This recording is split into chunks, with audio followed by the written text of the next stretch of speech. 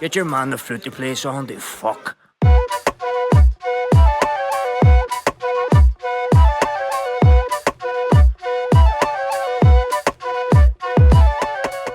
Dear Gwetch everyone, Kajima Atashi, and welcome back to episode number 106 of the Inline G Flute Podcast with me, your host, Inline G.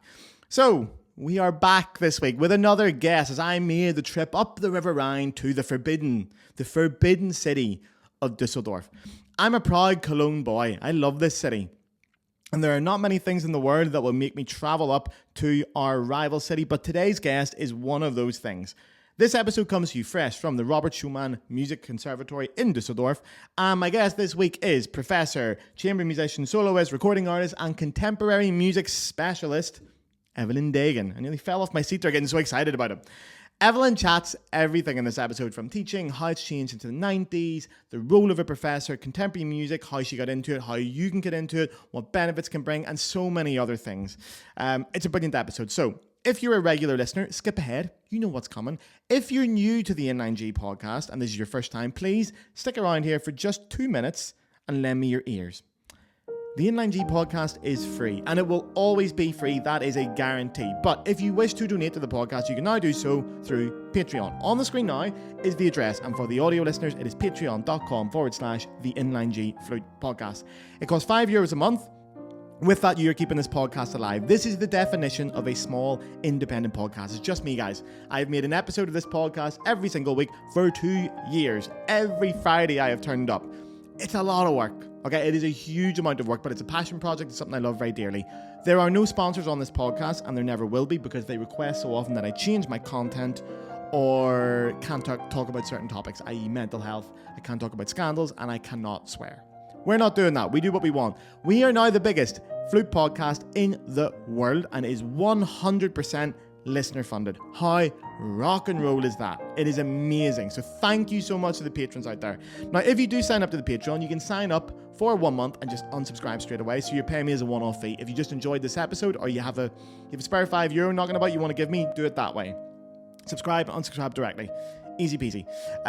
You're keeping the podcast alive. Without the patrons, this podcast would not exist. So I'm asking you, if you can afford it, to sponsor the work that I do. This is 4 hours of entertainment every single month. I do everything. A $5 a month will pay for that. That's half a Netflix subscription. So especially if you're watching all 4 episodes, come and jump in and support me if you can afford it. If you can't, times are hard. Money's hard to come by, especially as musicians. Don't worry about it. Someone else is paying so that you don't have to. It is a system based on kindness and soundness. Thank you very much. So, without further ado, here is this week's Inline G Flute Podcast with Evelin Degen. How did you get the idea to do this? Actually, do you know what? Actually, can you sit a little bit closer there? Do you mind? Come on, a little bit closer to the microphone. Yeah, there we are. I actually, like all great ideas, it started in the pub. I was in the pub one night and I was with a friend and we were like... In a pub in Cologne? Yeah, an Irish pub. And we were talking about starting a football podcast. And I was like, yeah, what a great idea. As if there isn't 3 million of them. Because I mean, another one. I was like, yeah, we'll start a football podcast. What a great idea. And we did. And then I thought, I could do a flute one as well. Why not? And that was it. I made 1 episode 2 years ago. Yesterday was the first episode. And that was it. And now it's just rolled out of control. And I love it. Yeah. It's really, really fun. It's a really nice thing to do. And there's not many flute podcasts out there. So no, it's nice to be able to sort of corner the market. Have you ever done a podcast before? No, I think it's my first one. Really? Yes. Oh, I'm honoured. I like podcasts. Yeah. What do you listen to? I'm honoured. Political podcasts. Yes. Yeah, this is not the same as that. I wouldn't listen to this one. So I explain quickly how it goes. Like, I will edit this and all and send it over to you, and you can improve it. Tell me if you want anything deleted or removed, and then when you give me the thumbs up, it'll go live, and I'll put an introduction in. So yes. We don't need to tell everyone who you are. I'll put a little bit of an introduction in, and then people will go and Google you. Yes. I've already watched some of them. Yeah, a lot of. Thank you very much. A lot of them. Yeah. I've started to get more German players on as well, which is great because I had Alja on, or German bass players. So I had Alja and Michael Faust, and I've started to get more players in NRV on, so I'm trying to. But I haven't been up to Düsseldorf yet. This is my first time coming up to Düsseldorf. Lilia Steininger. I know. I've reached out to her, but she hasn't replied yet. I really want to get her. She's very busy, I think. Yeah, she's very busy, but she's an incredible flute player. Yes, she is. She looks really good. So yeah, I need to come up to Düsseldorf more. Normally, I wouldn't come up here because I do live in Cologne, and it's kind of like the forbidden city. Yes, I don't feel right coming up here. I know. Same with people from Düsseldorf. Yeah, you guys don't go down. But I play very often in Cologne. Yeah, what do you think of More Cologne? than in Düsseldorf. Oh, really? You play more in Cologne? Yes. Okay. Since 30 years with Türmchen Ensemble, with Emacs, with Part Ensemble now. And what do you think of Cologne? I like the city. Yeah? Yes. Okay. It's very, very interesting people, very interesting music. Recently I had 2 concerts with Christopher Dell, the vibraphone player. He's a jazz guy. He won the SWR Jazz Prize. That's where I recognize the name from, recently, and we do with the working concert. Okay. It's very What's that? special attitude. He writes sheet music. Okay. That is too fast to be played correctly, but he's not interested in playing it correctly, but in the challenge or something like this, and this creates a certain atmosphere. And then he names it form blocks. Okay. This is a sort of model for improvising. Okay, because isn't that a thing in jazz as well? Do they have like segments and stuff? Or No. It's a special thing. It has not so much to do with jazz, but it has to do with improvisation and the difference between composed music and improvisation. And we are sort of discuss when we do the concert. We say, we had planned this for this form block, or do we want to change, or could something be different? And the audience, it's like with part, is part of it. The audience works together because we need the listeners to complete the scene.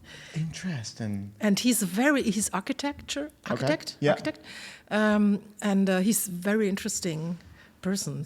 There I was in the famous loft founded by Hans Martin Müller, whom I met there. He came from France that day. Yeah, and he's very fine. Actually, just when you're on that, I do want to ask you about improvisation. Have you done much improvisation? I'm assuming now you must have done. Yes, I do quite regularly. Yes, not jazz. Not jazz yet? No. Do you want to do jazz? Have you ever been tempted? Yes, I've been member of a group long ago, Supernova, in the Ruhr area, and they were all jazz players. So I started to improvise a little bit. And how did you find improvising? I like it. Because there is I do a little bit of it with I play a lot of Irish folk music, and there's a little bit of improvising involved in that. Yeah. Yeah, where, in Cologne? Yeah. So I do a lot of it. At which place? We have a session that runs in a bar in Cologne, an Irish pub called Barney's. So we do that every 2 weeks. We do an Irish session where people can come along and play. I run it there. And it's not quite improvising, but it's something along that. You have to become very comfortable with playing by ear, very comfortable with no sheet music and stuff. But I invite my classical music friends to come along. And I say there is sheet music and you can learn, but they get terrified of the idea of getting away from sheet music. And it's so interesting to see classical musicians who play so well and are so trained, but the minute you take the music away from them, they crumble. They're totally terrified of it. And so we should start improvising a lot more, because I think it also helps when you play sheet music. To be somehow, to be a little bit more flexible and not so concentrated. And if I make a mistake, the world will crash and I will throw my instrument away and I'm so bad and all, That's exactly all this. It. Yeah. I remember when I was in Cardiff studying, I had an Irish folk band on the side just to make money, playing pubs and stuff like that. You could make money with this? Oh yeah, with Irish folk music. Great. If you're Irish, you can always make money. There's always money to be made if you're Irish. Yeah, good if you can play a song, or if you can sing a song, play a tune, or tell a story, you can always make money. I've been told that since I was so age. But I used to go around, it was 3 of us, we just went around to pubs and stuff and played at the weekends. But I was obviously studying in the music college at the same time. Yeah. But the biggest thing I learned from that was when you go on stage with an Irish band and you play a wrong note, nobody cares. Obviously, nobody comes to you after a concert goes, excuse me, that was actually an F sharp in bar. Nobody cares. And it was that feeling of being like, yeah, if you make a wrong note on stage, was who the cares? F sharp, wasn't it a bit flat? It might have been a bit flat, yeah. Might have been. Oh, I'm sure a few of them were more than flat when I play Irish music. There's more than a few wrong notes. But you learn that it doesn't matter.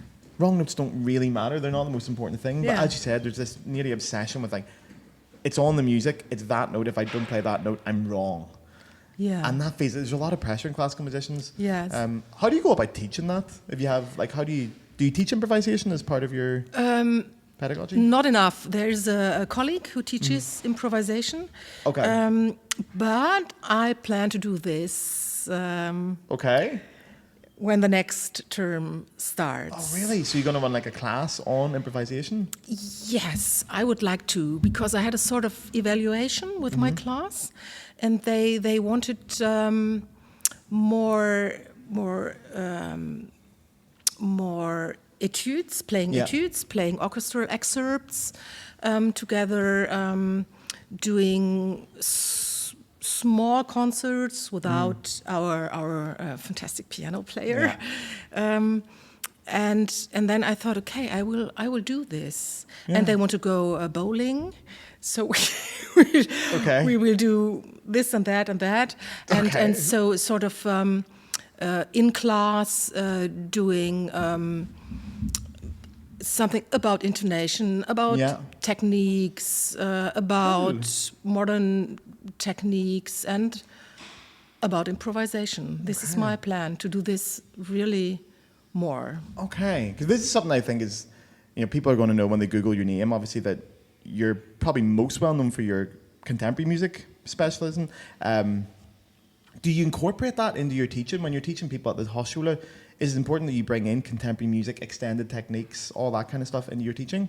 Of course. Yeah? I think the most pieces of contemporary music are written for flute, maybe for strings or piano, but flute has a lot of literature. And yes, of course, it's part of, because Michael Faust, he also is a player of contemporary music. So I am not like this unicorn here. No, I'm not. We are in this group, and my students love it. Of course. Do they? Yeah. Sometimes you have to overcome some prejudices, or some fear.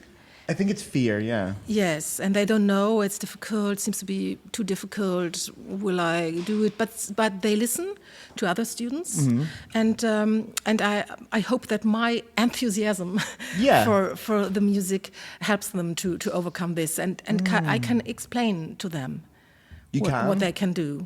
Okay. So they get all the help they need, and sometimes they listen to another students playing, and then they hear, oh, quite interesting, I would like to play this piece, and so on. So if you did have a student that comes along that says, because I remember when I was in Paris as well, there was a lot of people that, I think in our third year we had to play a contemporary piece in part of the recital. You've also been to Paris? Yeah. Oh, great. I should interview you. It's very interesting. And you're also a musicologist. You mentioned that. Not a musicologist. I'd studied musicology in another conservatoire in Paris, I did a little bit of it. I didn't get a full degree in it, but I studied it on the side, but mainly just for stuff about Messiaen. I was fascinated by Messiaen when I went to Paris. I love that kind of music. But I love contemporary music. I'm a huge fan of it. But I remember in Paris when we had to play a contemporary piece, so many people in the class were like, I just don't like it. I don't like contemporary music. And I thought, how can you throw that blanket term over all this music? It's like saying, I don't like rock music. Like, you can't dislike all of it. You haven't heard it. But if you have a student coming in who says they're not interested in contemporary music, what's the solution? What way do you go about getting them interested? The solution is we usually discuss the repertoire for the next term. Yeah. So they say which pieces they would like to play, and I also have some wishes, and then I try to convince them that they should at least play one piece a year or every 2 years. But my experience is if they start doing it, and then if they have played one of these pieces, then the next one It's much easier. Yeah. It's always the first one, isn't it? Yes, it is. I can understand this, but if they learn what this music could say, or what they could express with this music, then they are more open.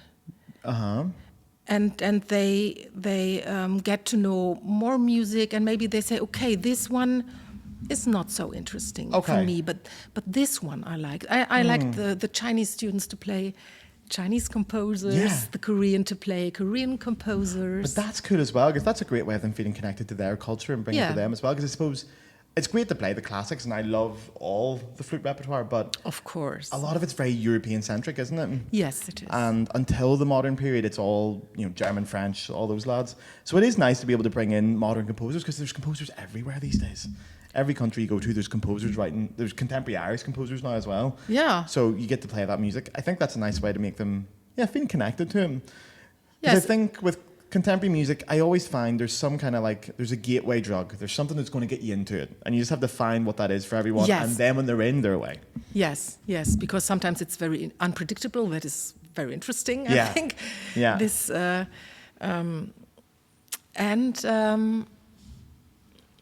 what did I want to say? Oh, yeah.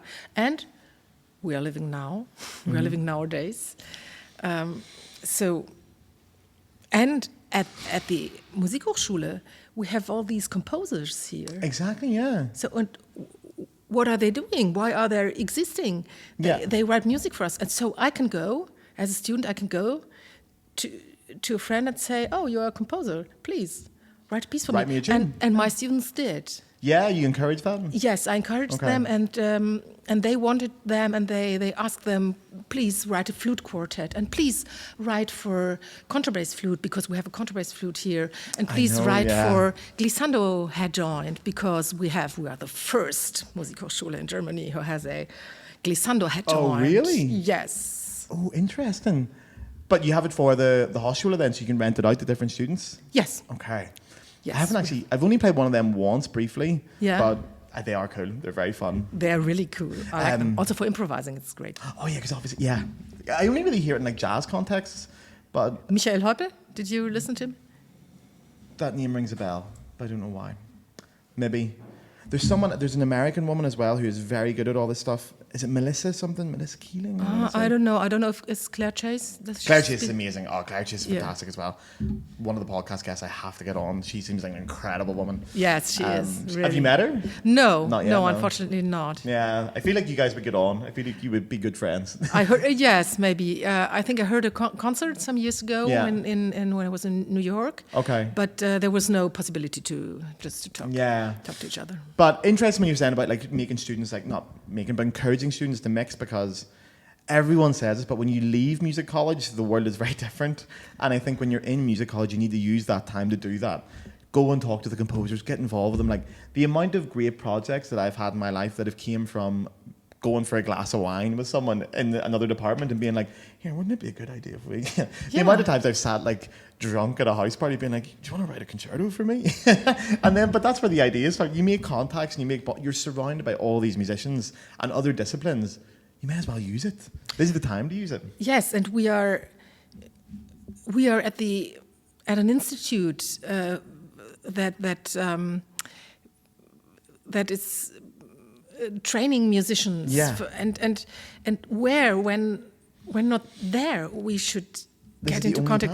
The composers, they are not an island somewhere else, and we play Mozart and Bach and so on.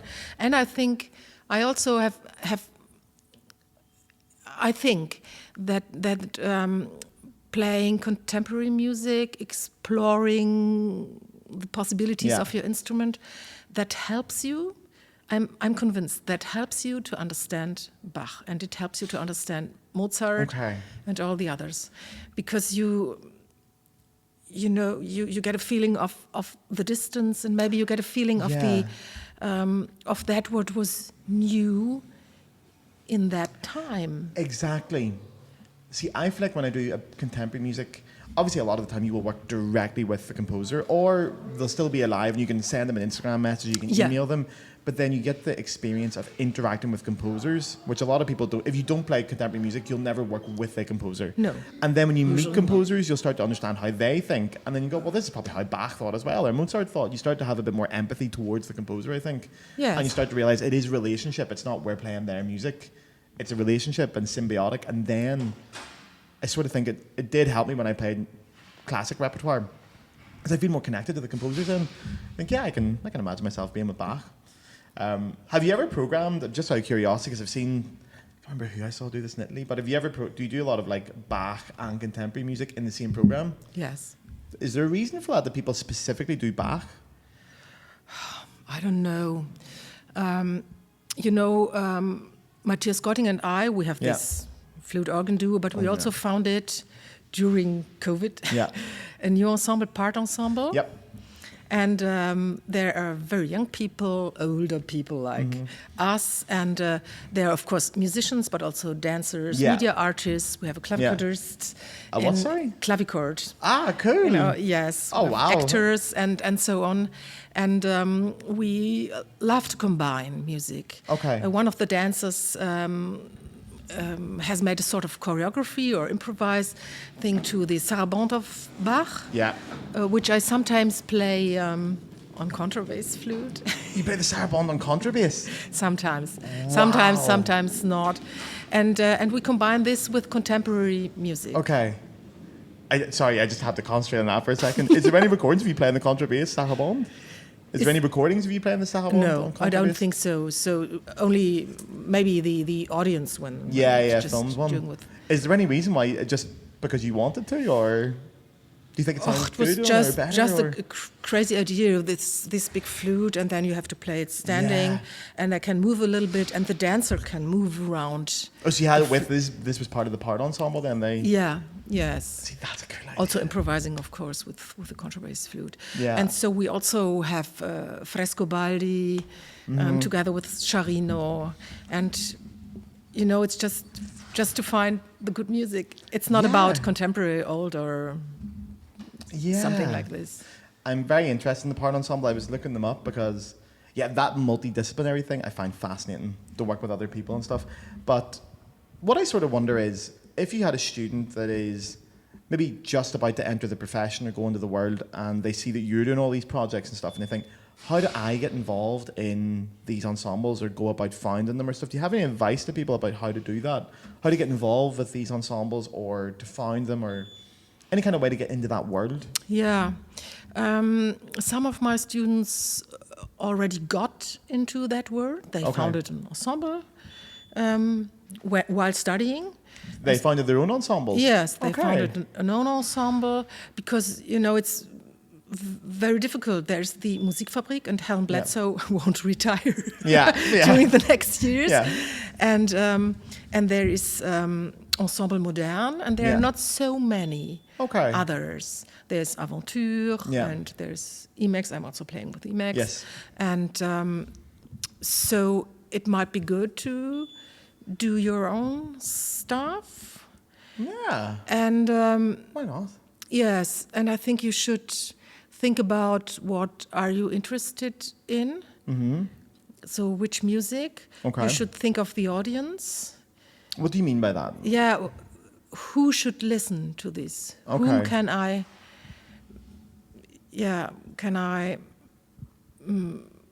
Who would come to the concerts? Where are the places I would like to play? How can I, or should I explain what I'm doing? It's not just only, oh yes, I have seen on Instagram that you had a concert. Yeah. I didn't go there because I saw it on Instagram. So our challenge is to create an interest so great that people want to come and to come and to hear this and see a live concert, a live performance. So, for example, with the part ensemble, are you guys trying to find a newer or a different audience to the traditional classical music audience? Yes, because the usual classical music the classical music audience Yeah. is not so much interested in contemporary music. Yeah, I always find that, yeah. But people who like to improvise, some of the jazz lovers, Okay. and also people who are interested in dance and Yeah. who are going to exhibitions. Okay. So we play in museums, and we often play, because Matthias is organ player, we often play in churches, and there Okay. you also have a special audience. They are not interested in contemporary music, they are interested in organ music. Yeah. And then, okay, they listen and then say, okay, oh, this is also interesting. Yeah, so they'll come Volumina just by because there is an organ, and then they'll be like, oh, Aha. yeah. See, that's the Interesting. thing, isn't it? It's trying to find these new audiences. I find that, and like also new venues to play in, finding Yes. new spaces to play in, because classical music has its venues and it's had its venues for hundreds of years. It's fine, they'll be grand, but as contemporary musicians, you do have to find something new. What's like the strangest venues you've played in? Have you ever done anything particularly strange as a venue, Very strange. or particular different? Maybe is the word I'm looking for. In Germany, I'm not sure. There, in the Ruhr area, there are some really cool spaces. I think we have been somewhere under the earth. Have you ever But I played in don't the, remember. what do you call that thing in Essen, the Zollverein? Is it- Yes, of course. Have you I played have. there? Yes, I I've got played. invited to do a concert there recently, and I was like, oh, that sounds cool. Because it's amazing. It's like typical Ruhr German. Like Yes, it is. It's like an old industrial thing, but they're doing contemporary music. I think it's so cool. Yes, So yes, you it's played great. there? Yes, I played there. Also, a production together with dance. Okay. And those things. That's interesting. But I think the most unusual places were when part ensemble was in India last Okay. year. Okay. We had a tour there. Yeah. We brought the composers and one sitar player to Germany. Yeah. In Essen and Cologne, we played 2 concerts, and then we Okay. went in December. We went to India, and that was really That must be incredible. very special. Yeah. Where did you go in India? We went to Delhi Mm-hmm. first. There's a sort of foundation, Art Sheila Foundation. They Yeah. build up concert rooms, libraries, and all this all over the country. And Okay. we've been there. We have been to Ahmedabad. Yeah. Also a sort of library and playing open air. Okay. Sort of this with very much young people. In Rajasthan, Yeah. we were in Jaipur. It was in I've forgotten one, I think, but we also were in Goa, in the south, where I've heard of Goa. there's a lot of tourists. Yeah, maybe that's probably what, yeah. Thing, but it's very nice. And there Okay. we were out in the wilderness, where they had built also a fantastic a building, and then playing there. This was really strange, with very different audiences. I was And just about to ask, what's different about the audience? Do you find a difference between like audiences in India as opposed to here? yes, they are not used to contemporary music at all. Okay. Is Nothing- that a good thing? Nothing at all. I don't know. They are very open-minded. Okay. And we had the two composers from India. They are not. They cannot read sheet music, music, but it's not necessary. Yeah, And two German-based composers. They work together, and Interesting. so we did a sort of. For us, it was Indian style music, and I Okay. think for them it was quite contemporary Yeah. stuff. And then we had in Ahmedabad, there was a very young audience, Okay. very young people, students like 25 or something. Okay, It was okay. overcrowded. And then sometimes there were, other groups Okay. of people. And we will return this year. Oh, you go back?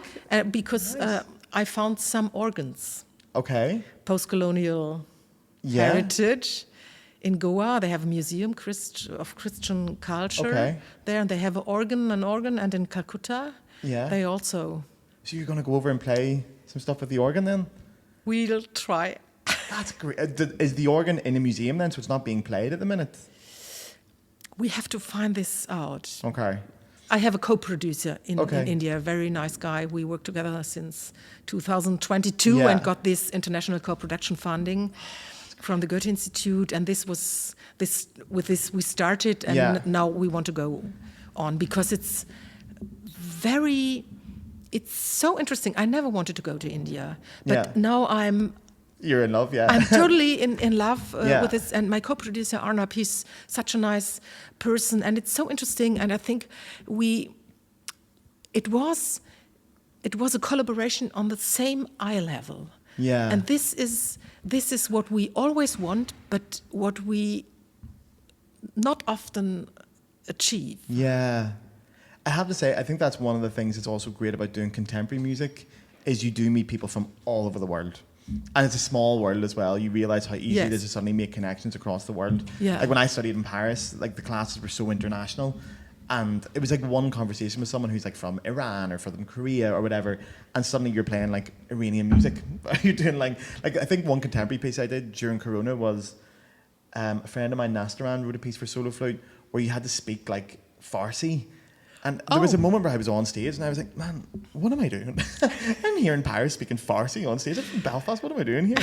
But these things just open up so quickly with contemporary music that you don't get in the traditional routes. Yes. And it's one of the funnest things about it, is getting to see these new people, new cultures, and just having fun with it. Yes, and try to be open-minded, and not like, we have this Eurocentric view very often, and we go to China telling them how to play it correctly, and they say thank you, and this is not good. We are too arrogant, we Europeans. There is a little bit of that, yeah, definitely. But the other thing I love about it then when you start to mix with these people is you're suddenly like, you're in their culture, you're eating their food, you're drinking their wine, you're getting all these things. Like, this is all because I play the flute. I'm suddenly sitting in the middle of Iran here getting like Iranian food. Like, this is great. That's how the world just opens up when you just go and meet these people. Yeah. That's been my favourite thing about contemporary music. I loved it for that reason, just because it's so much fun. I mean, the other thing I will say is sometimes that's the only problem I have with contemporary music is I worked a lot with composers in Paris, and sometimes you will get a piece where you're like, you have to take the risk. You do, and it's worth it. It's always worth it. I think so. It is. Yes. Something I also. So how long have you been teaching in Düsseldorf? I think you know better than I. I probably do, yeah, but I want you to say it. Yes, it's embarrassing if I give you around 30 years. I think it was 1991 I saw when you started here. No, not 1991. No, there I was studying in Essen. I think I started 1997 or 8. Okay. I'm not sure. Now, one thing I find interesting about that is teaching in a major music college for that long, you must have seen so many differences in the industry. And I think the one that, like, how has it changed for you teaching students with especially technology? Because I'm sure in the 90s when we didn't have Spotify and all this kind of stuff and YouTube and recordings, and even as a contemporary musician not having all these things, what's the biggest change you've seen in teaching from now since like 1998? Yes, I don't know if it's the technical development. I'm not sure.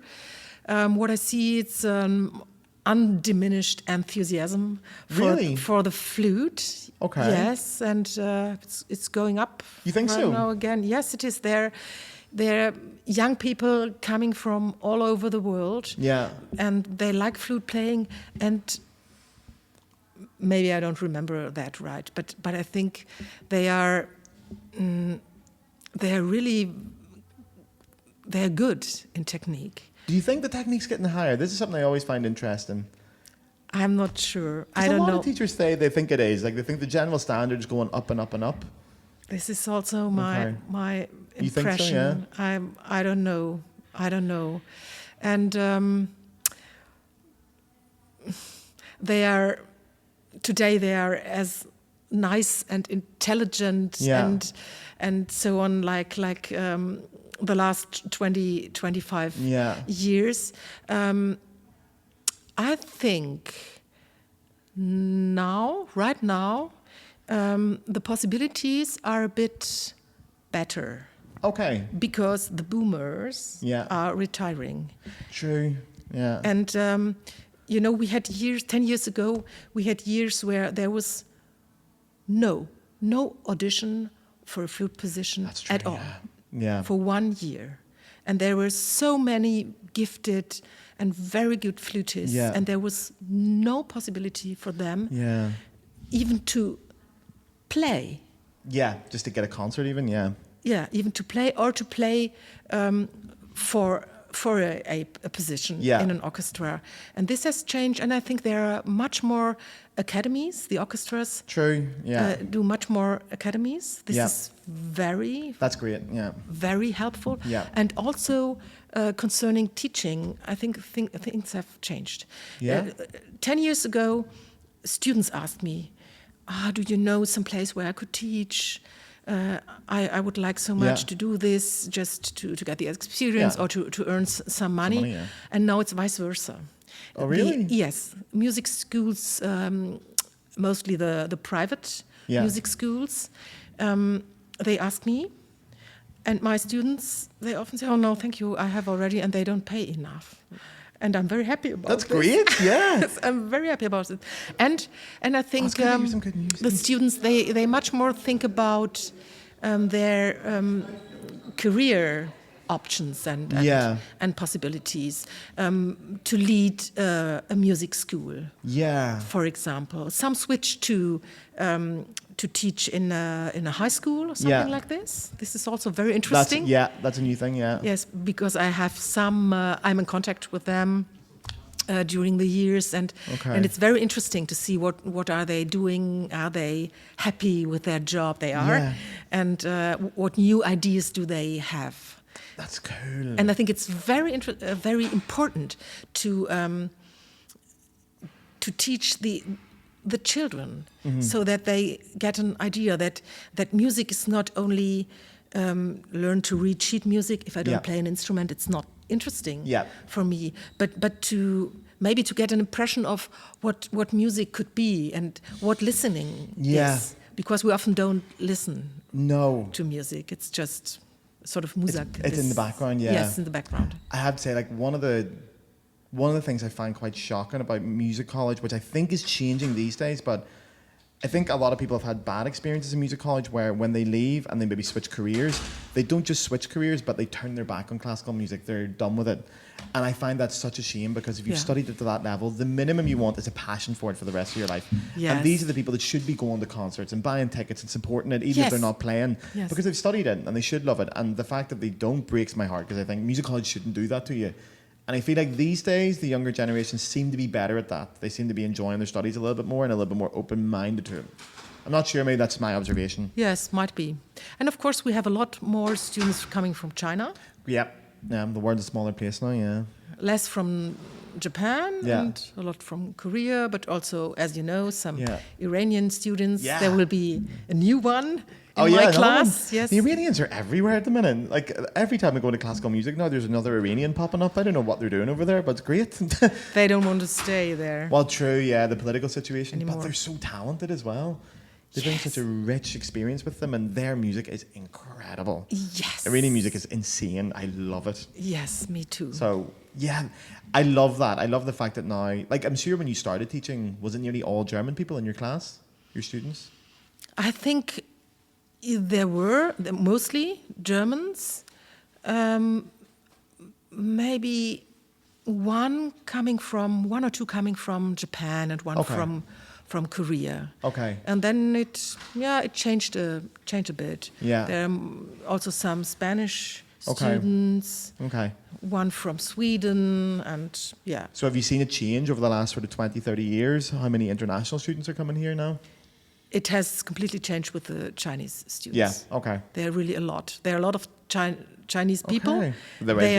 They have a lot more money now. They are more wealthy. The economy, true. Yes, and this is very good for all the Chinese people. Yeah. So they can afford to come to Europe and study now then, Yes, they can afford, and you don't have to pay for studying here. Yeah. And they are technical. They are very, very, very good. And they also have very strong opinions and Yeah, I like it very much. So then they are coming students from Taiwan. They're coming in contact with students from China. Yeah, and they can be friends. Exactly. Yeah, these are crazy things to happen. Yes, and also the Japanese and the Korean. There are many many differences. Conflicts, Yes. It's complicated, but if you come together and study and you play come to Germany and play some tunes together, Kula flute quartet, and then. Yeah, it's like almost like international diplomacy. It's great. Yes, it really is. Sort of you meet so many people from different countries, and you start to have empathy with them because you wouldn't if you stayed in your country.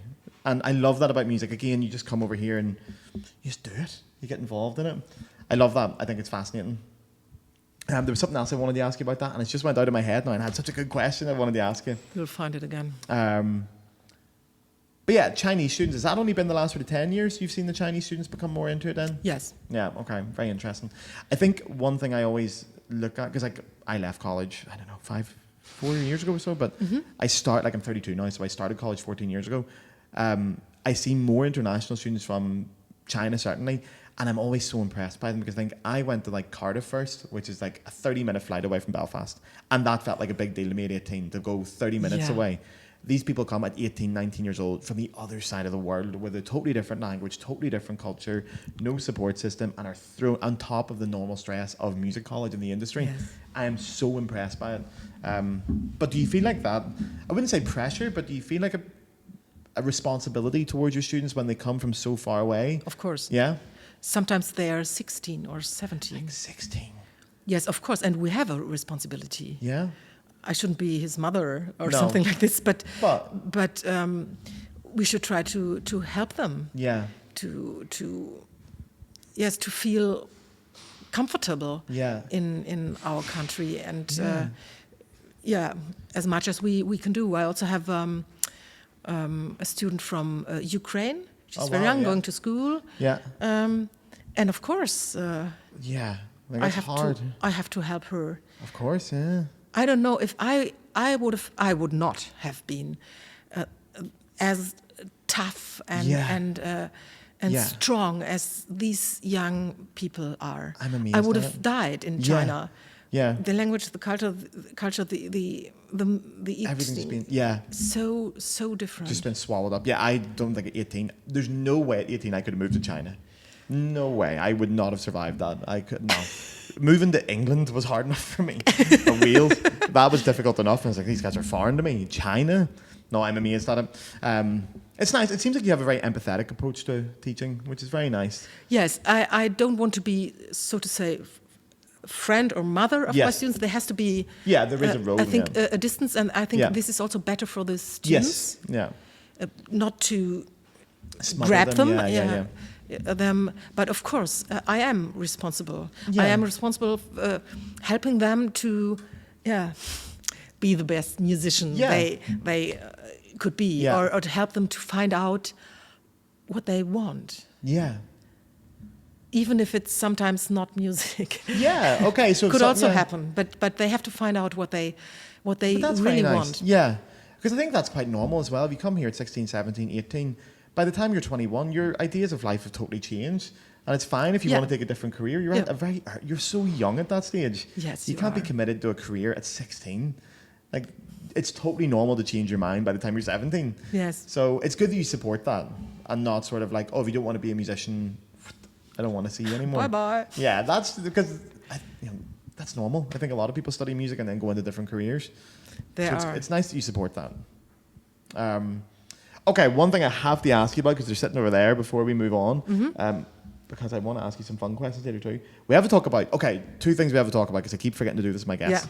Now, this is going to be particularly interesting for you. So it's the Inline G Flute podcast. The reason I call it that is because my name's Gareth and it's got G, but also I love Inline G Flutes just because I think they look very nice, and I've started a bit of thing about this. So first of all, on your concert flute, do you play inline or offset G? Since 2019, I play offset. No, I'm joking. And what kind of flute do you play? So what's your concert flute? I play a Powell. Yeah. Gold 14 karat. It's very nice. I fell in love immediately.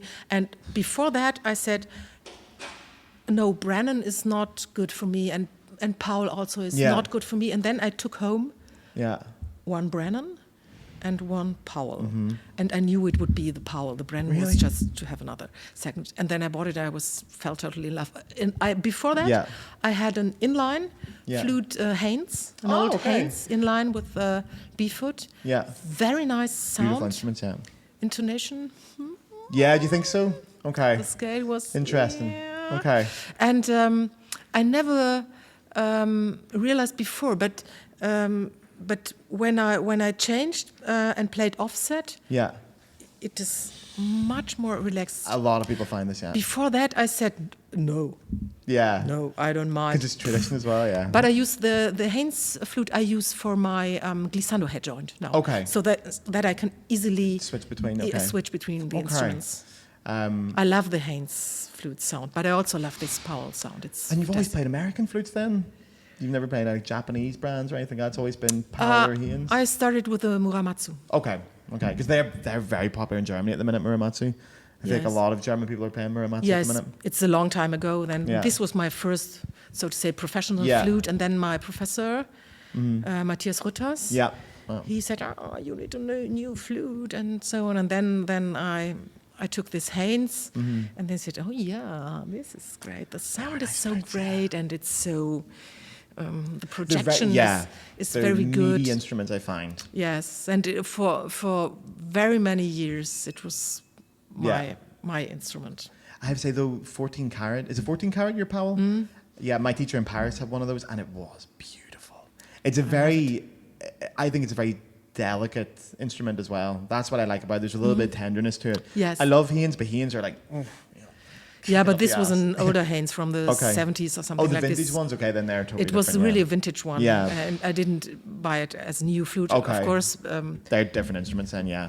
But Powell, I just find Brannan I love.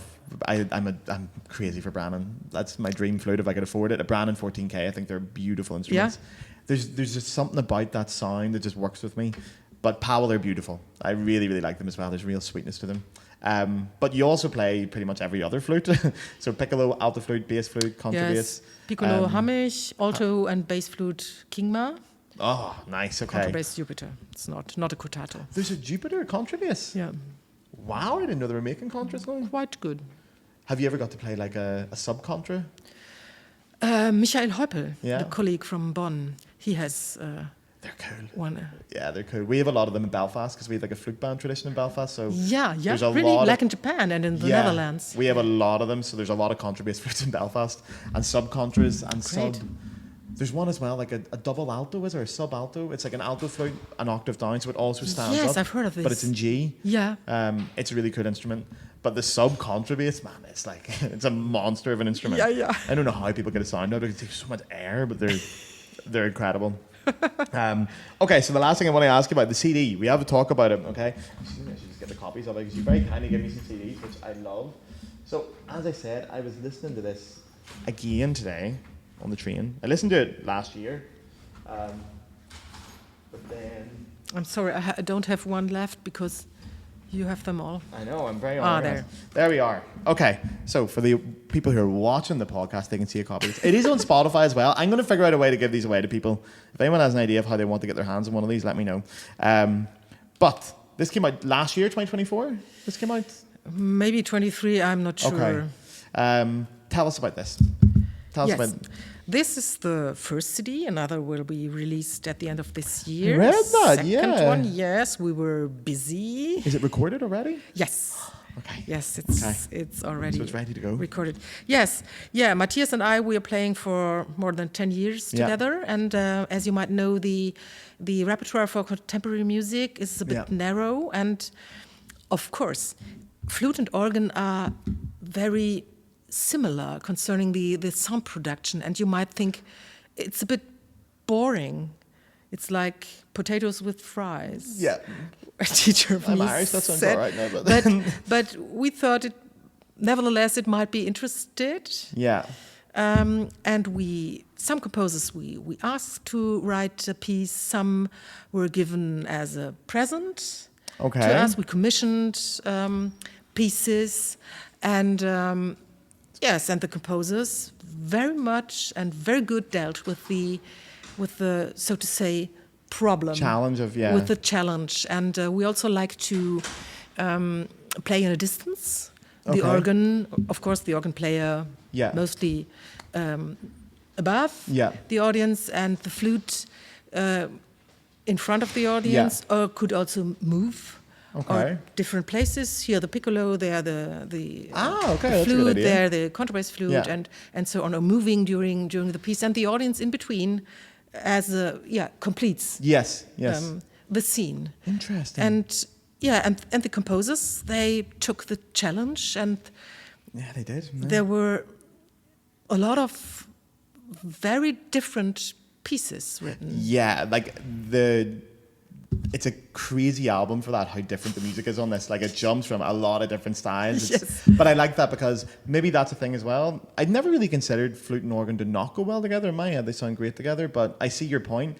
But you wouldn't get bored of this because it jumps from styles so quickly. And the pieces are they're not super long either. No. So it's always like totally fresh, and you can hear, and even reading the names here, because on Spotify they don't have all the names fully out. Yeah. But you can see the composers come from all over the world. Like, I'm assuming there's British or American, Japanese name there I can see. I'm assuming that might be Iranian or something like that. Yeah, there are, yes. But Yes, Carter is from San Antonio. Okay, so that's what you want to say. Okay. He studied in Buffalo. Okay. And also in Cologne. Yeah. Oh, he studied in Cologne as well, okay. Yes. And Farsia is from Iran, but also based in Cologne. And we nearly all of them we know for years. Erik Jansen is a composer from Düsseldorf. Not so well known, but I think he writes quite well. Carl Bartlett, we know for many years, Philadelphia-based flutist. Oh, okay. And composer. Okay. And she came to Germany for the recordings. We had some very, very great years. Jasko is also based in Düsseldorf. Okay. And from Japan? From Japan. Yeah. Studied here here in Düsseldorf. Yeah. With Manfred Trojan. And there's a lot of Japanese people in Düsseldorf as well, isn't there? Yeah, of course. Yeah. Of course. And then there's Friedrich Jecker. He was a former professor in Cologne. Okay. And I like this very... It's great. Yes, very atmospheric piece, very much. I like all the pieces. And Peter Eisold is a colleague from Mülheim an der Ruhr, where I'm living. Okay. Percussionist, coming from rock and jazz. Okay, cool. And I've been to Mülheim an der Ruhr. And he's also a member of the part ensemble, and we... Yes, we know each other for a long time. Well, okay, you've told us all about it. It's called Elliptic Curves. I'll say a few things. Obviously, you're not going to say this, but it is fantastic. It is a great listen. It's also really cool because there's so many different flutes on it. So you're going to hear contrabass and piccolo and glissando flute on it. I would highly recommend going and giving it a listen. I think when you put your name into Spotify, this is the first one that comes up. Although there was something with Amax that's maybe a bit more recent. Maybe, or the part on some, one of the two. But in any case, this is going to be the one, but you can see the cover. Also, who designed the cover? That was someone working for Querstand.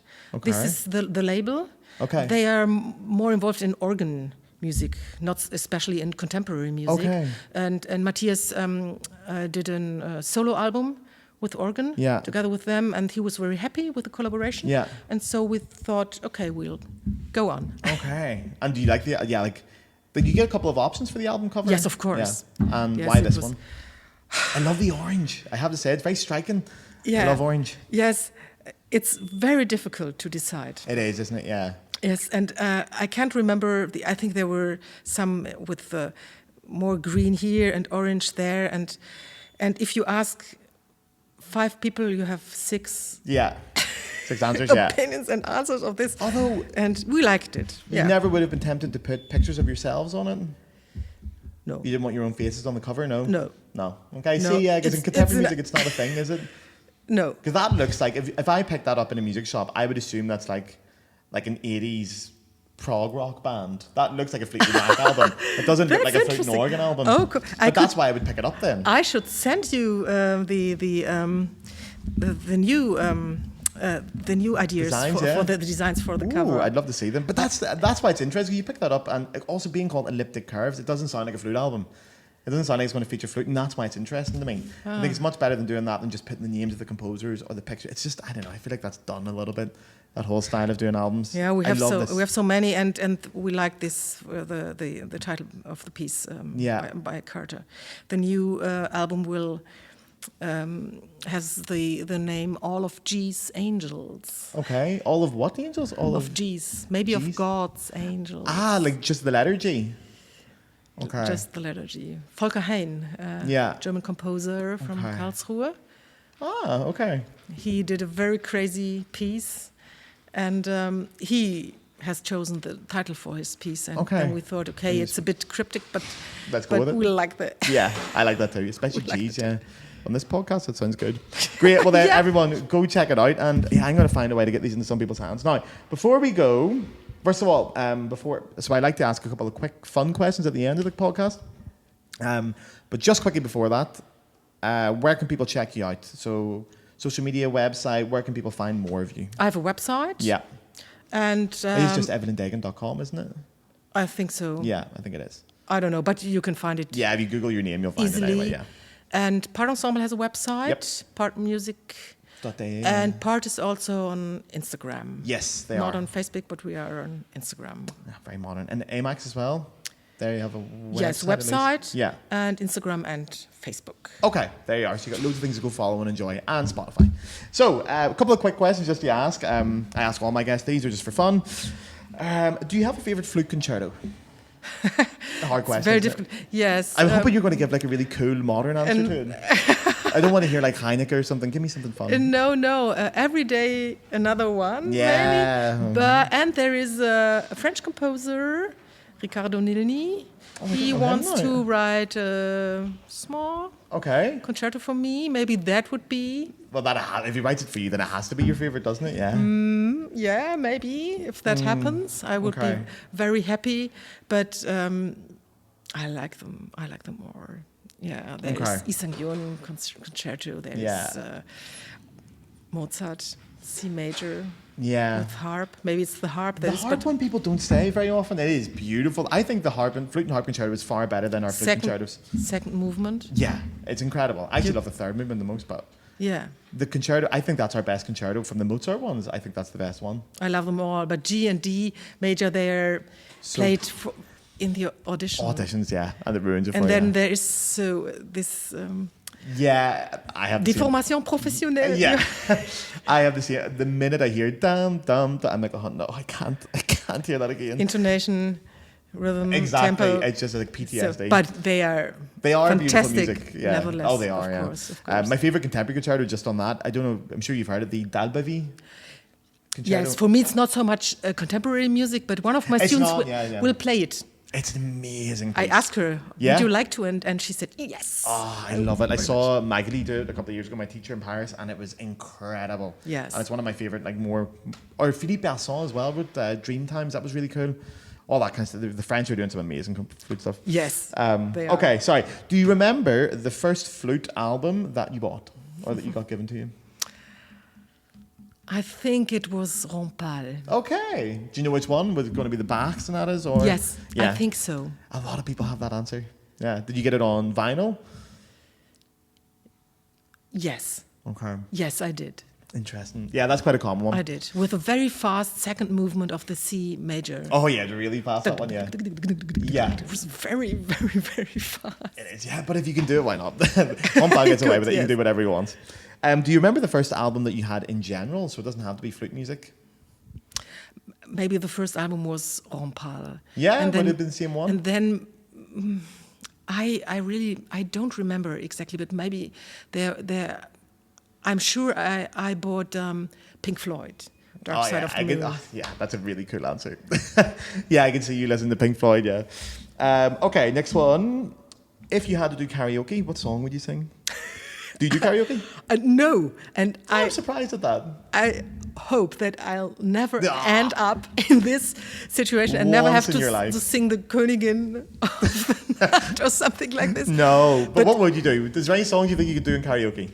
Maybe Tom Waits. Oh, yeah, that's very cool, yeah. Waltzing Matilda, do you know this? Yeah. Or Sheryl Crow, do you know Sheryl Crow? Yeah, of course, Sheryl Crow, yeah. Oh, yeah, they're cool ones. They'll go down well at karaoke. I don't know. I don't know. That's a very good answer. Okay, if you could switch instruments but still be as good as you are on the flute, what would you switch to? Very boring. It would be voice. Oh, okay. I'm sorry, it's very boring. But, there you go. But flute and voice, they're so similar. Yeah. Yes, they are so similar. Close, yeah. And you, as a flutist, you often have to sing. Yeah. Or do something with your voice, and I'm not a good singer, unfortunately, but I like to do these things when playing flute. Yeah. Use my voice. I love doing it as well. I love when I teach it to like my younger students and they can discover they can do it. Yeah. And they're so shy about doing it at first, but the minute they start doing it, like, oh yeah, this is fun. I'm like, it is fun. Yes. Getting to sing and play at the same time, and it's so much fun. You should do it all the time. I put it in with all my lessons because people love it, and it's great for air control and stuff. Yes, of course. I think it's very good, and clearing the throat, opening up. If you up. play and sing for a couple of minutes and you start to play normally, you're like, oh wow, this is easy. I can do anything now. Yeah. I don't understand why it's not like a core repertoire, but it is so much fun. I love doing it. Do you have many students? Yeah, I teach. I have no idea how many now. Probably over 50 between the different schools. I teach a couple of music schools, then I have a private class. Oh, yeah. I have a lot of students at the minute. It's really fun. I'm very lucky because I got to teach in Germany now, and in German I'm teaching now as well. Oh. It took a lot of learning to do, and I have to learn another note system as well, which was the hardest bit. Oh yes, I apologize for that. The Germans are very special with this. Oh yeah, because the English one's fine. The French one makes total sense to me. The do, re, mi, fa, sol system, brilliant. Yeah. And then we're back into German getting like ha and it's like the German grammar doesn't make sense at all. Yeah. No, but I just go for it. I'm sorry. No, don't apologize. Germany's given me a great life. So, okay, if you could have a career outside of music, what would you do? Politician. Yeah, I can tell. I'm good at it, I'm very interested in politics. Okay. But I'm happy that I became a musician because politician right now, not an easy job. No, it's very hard.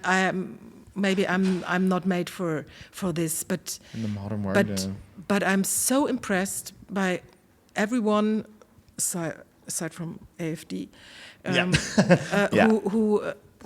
who does this, job. Who's working there and trying to make life better. It's really a hard job, and it's so important for you and me and everyone. Yeah, it has an impact on our lives, and I'm very much interested in politics. Yeah, I'm very interested in politics too, but it's not a job I would ever fancy. I think you can never do right. No matter what you do, someone's going to hate you. Yes. You're never going to get thanked for being a politician.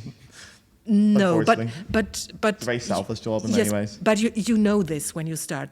Yeah, it's part. Yeah, you take it on, don't you? Yes. You have to make decisions but I think it is also, it might be very good if you really have the feeling, sometimes you might have the feeling that you can change something and make things if you truly believe in it, and it's also good because this is democracy. If someone else has a different opinion, then you just have to do with it. That's life. Yeah, that's true. It's a great It's a very interesting answer. Never heard it. Nobody said politician yet in this podcast. That's the first time someone said that. Oh, okay. Mm-hmm. Normally it's like baker or you get a lot of bakers also good. A lot of flute players have turned into bakers in Paris, especially. There's a couple of top players that went to become pâtissier, and they're very good. Yeah, it's quite a common thing. I can say it's quite a similar art form as well. It's very it is. Yeah, it's creative. I can understand. Or a cook or something like this. Yeah, of course. Okay, 2 questions left. If you could have a drink with any musician, alive or dead, who would you have a drink with? It's a tough one. Yes, it's really very tough. And it couldn't be a painter? If you have a painter in mind, I'll take a painter. Who are you thinking? Caravaggio. Oh, really? So Caravaggio is the one? I'm a Caravaggio fan. Really? Okay. I would like to ask him about his painting, his life, the murder he did and he committed. Or also it would be great to have a talk with James Joyce and Marcel Proust or something like this. I would love to have a chat with Joyce now. That'd be a lot of fun. I'd love to go for a drink with Joyce. Yeah. Ulysses, my favourite. I love Joyce. I'm crazy for Joyce. I'd love to get him for a pint. I can understand this very, very well. Yeah, it seems like a lot of fun as well. That's the thing. And the very last question then is, do you have a favourite drink? And it can be alcoholic or non-alcoholic. Yeah. Coffee. Yeah. Tea. Mm-hmm. Which kind of tea? Black tea. Like British, also green English? Tea when I go in a Chinese restaurant, and I also have. Do you take milk with your tea? No, like the English British. Tea? Yeah. Yes. Good. That's the right I answer. do. Yeah. I do it in the British way. I like It's the best way. Darjeeling, and I brought from India. I brought very good Darjeeling. Oh, the proper Darjeeling then, yeah, the good stuff, yeah. Yes, and I also like beer. Alt beer or Kölsch? No, alt beer.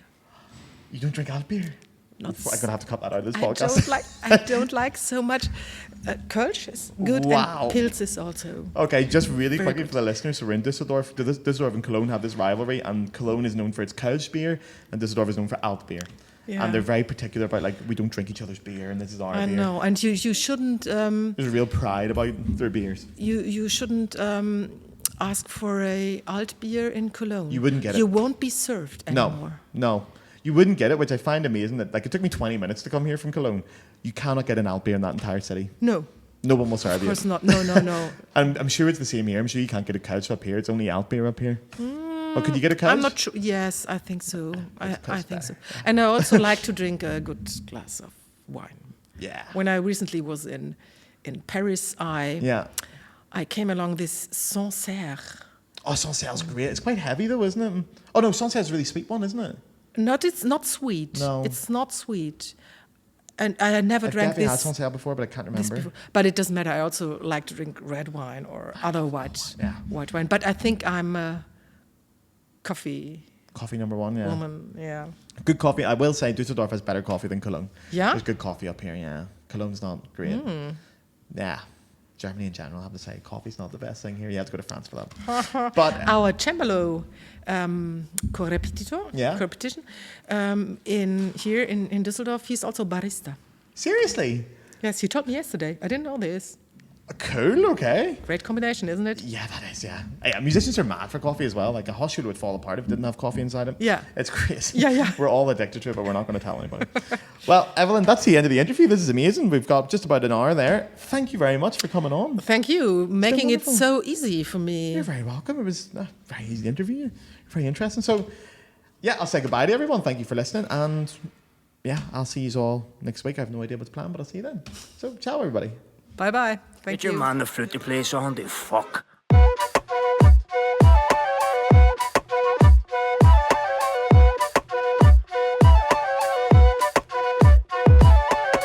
Bien for crocky, heart the druids.